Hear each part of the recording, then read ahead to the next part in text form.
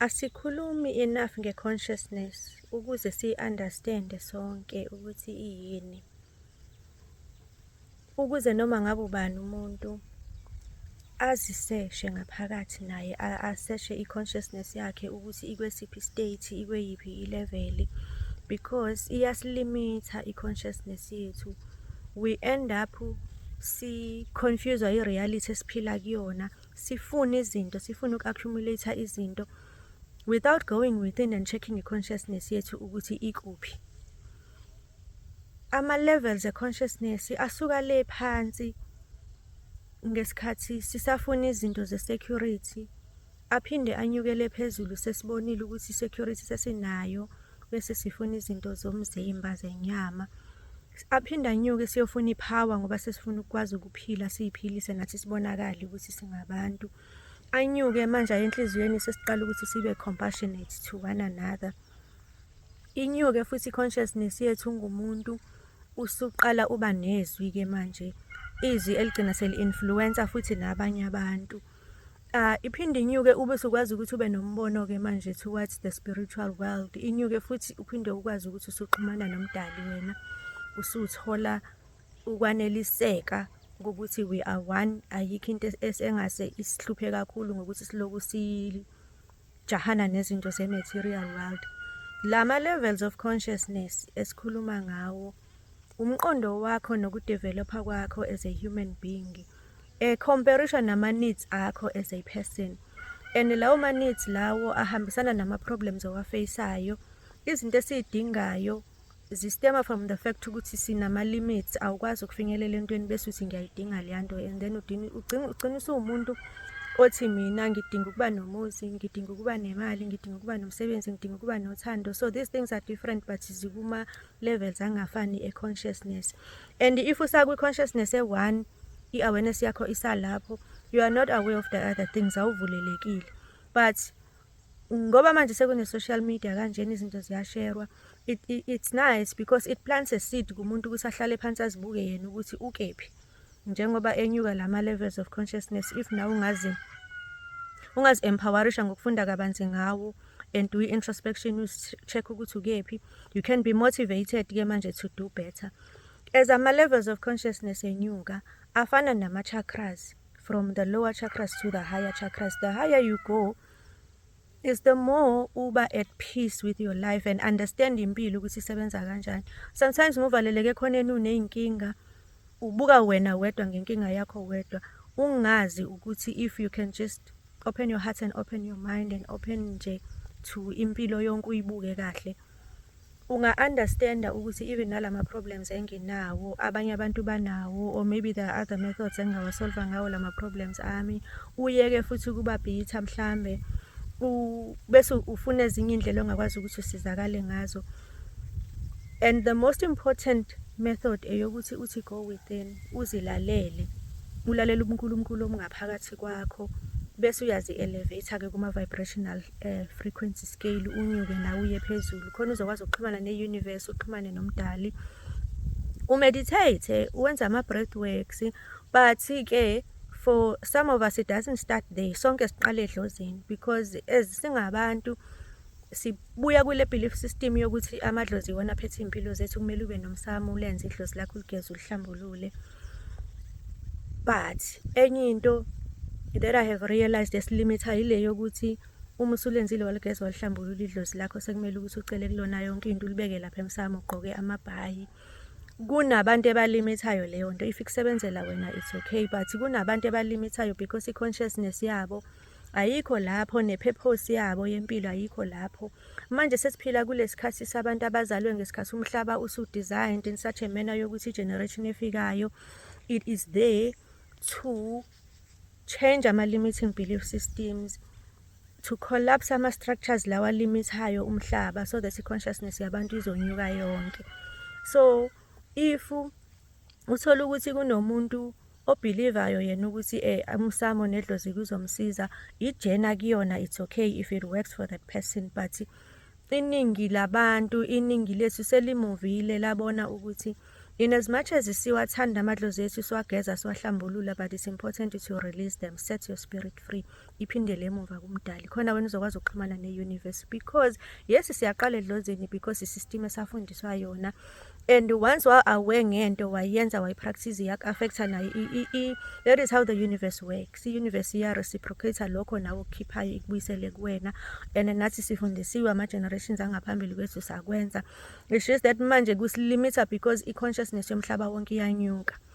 Inyuka in such a manner yokuthi iya-affect umuntu, ama-vibrations siyawezwa, yasi-affecta sonke. Uvele uyizwa into ngaphakathi nawe bese uyayifeel, uyibone, uyibhilive, uyenze, uyipractice, ikusebenzele.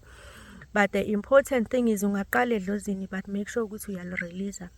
Uyali-cleanse, uyalirelease, uliphinisela kumdali so that uzokwazi ukumanifesta, because you can never manifest easily. You can never manifest to your highest potential if usahleli nedlozi uthi wena uzocela kulona izinto, ngoba manje liyakuphazamisa. Abantu abadala bebemele ukuthi mase behambile baphindele emuva ku-universe, baphindele emuva kumdali bayothokoza khona. Uma befika kubo ukuthi nje bazosiblessa kuphela, kungabi lento ukuthi uma befikile bafika nezikweletu. So uma usulenzile waliqeda idlozi lakho, wenza nama-foreign spirits akho nawo washweleza, wenza yonke into, wawaphindisela emuva back to the source where they come from, wawaphindisela emfuleni, wawarelease, wawatshela ukuthi nawo abhilonge emakhayeni awo, waxolisela ubaba mkhulu, wenza yonke into.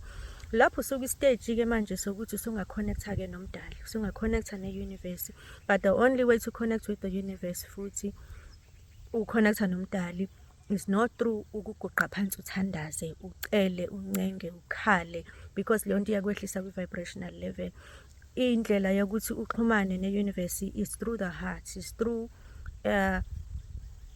ukuvula inhliziyo yakho and embrace uthando le-nature le-universe, uthando lomdali likaNkulunkulu, and meditate and connect directly.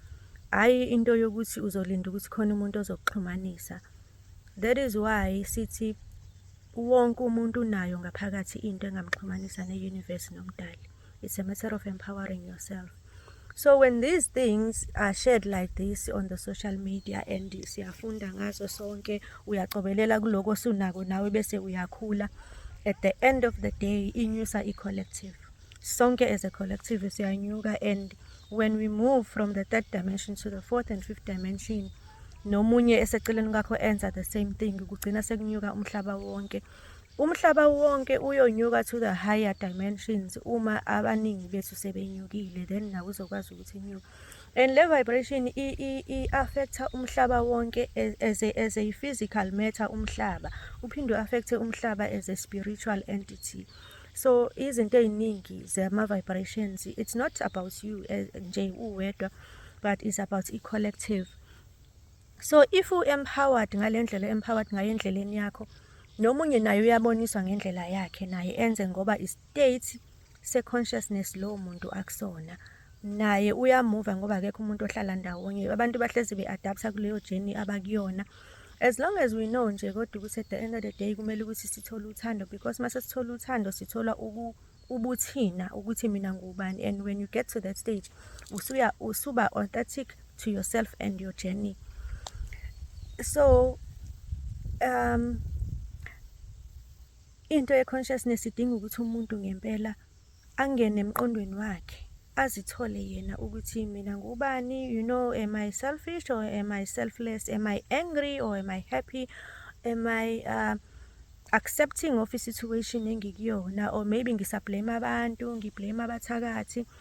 Am I angry ukuthi abanye abantu bona ba-right mina ngikho right, maybe ngijealous, am I sad, am I hurtful? Zonke lezo zinto zidetermine i-consciousness yakho ukuthi ikwesiphi state. When you get to a stage la u-accepta noma ngabe yini eyenzeka empilweni yakho, usho ukuthi mina ngiyena umdali, this thing happens for a reason, you know, let me look at this problem nje from another point of view and see maybe there is a lesson okumele ukuthi ngiyifunde lana, or let me just accept it ukuthi ngoba isiyenzekile akusekho kunye okungashintsha, let me just move forward. Manje ngiyeke ukuthi ngithi mina lento ngifuna isuke kumina, isiyenzekile already i-problem, let me just see ukuthi bizongitransforma ngayiphi indlela le problem eyenzekile, because really ama-problems amaningi ayasitransforma empilweni. maningi ama-problems. Kungaba mhlawumbe ukuhlukana nomuntu obumthanda ngempela empilweni yakho, kanti awazi wena ukuthi lowo muntu it was just a karmic relationship ebize ukuzokutransforma, and the time ikutransforma iku-affecte kwi-8th house yakho le ye-transformation eyenza ukuthi if kade unaleyo nkinga enjalo uphume on the other side usuwomunye umuntu because u-affecteke kuleyo 8th house yakho. So I think ukuthi you can see ukuthi we are all one, everything is one. Isho ukuthi lento singakhuluma nge-consciousness, sikhulume ngama-chakras, sikhulume ngomsamo nedlozi, sikhulume ngabantu, umqondo, sikhulume ngama-planets, ama-houses, but at the end of the day we are talking about one thing, because at the end of it all sonke siphuma kwi-source eyi-one, and i-source iyodwa. It's just that siyibiza ngamagama amaningi ahlukene. Leyo source njengoba iyi-one kusho ukuthi nathi sihlukene ngoba sisala emhlabeni, sikuma-different vibrational levels, sikuma-different consciousness nama-energies wethu kuningi okuhlukene masala emhlabeni. Kodwa as this thing gets filtered, we go back to the source, sibuyela othandweni. Nama-belief systems ethu ayahlangana at some point, masihlangana sinyuka until we go back there sesiwuthando. So it doesn't really matter ukuthi umuntu uhambe ngayiphi indlela, uhambe ngayiphi ijeni, ipurpose yakhe bekuyini, noma ungahamba ujikeleza ngayiphi indlela, but at the end of the day kumele ukuthi uthole uthando. So zibuze wena la ukhona ukuthi ngiyofika nini othandweni, because uthando lenza ukuthi calm down, calm your nervous system, ukwazi ukuthi uvule inhliziyo, u-accept, usurrender. So ijeni okuyona, noma ngabe kuyithakathwa abantu, noma ngabe bakuthakathe waze waba umuntu ophuzayo manje usuzilahlile, or bakuthakathe bakufaka isichitho wahlukana nomuntu, or waphelelwa umsebenzi, or manje uhambile wayothwasa manje uyabona ukuthi akusebenzi, or mhlawumbe uthwasile uyabalapha abantu kodwa abantu abezwa abalaleli. Maybe wena usesontweni uyasonta kodwa uyabona ukuthi abantu they don't practice what they preach. Ask yourself kodwa ukuthi when am I gonna get to love? La ngikhona, let me transform this journey nale position engikuyona, and transform it and direct it back to uthando. Bese uyagauge ukuthi what steps am I supposed to do ukuze ngikwazi ukuthi ngifinyelele othandweni. And you can start today. You can start today to direct your journey and your life towards uthando.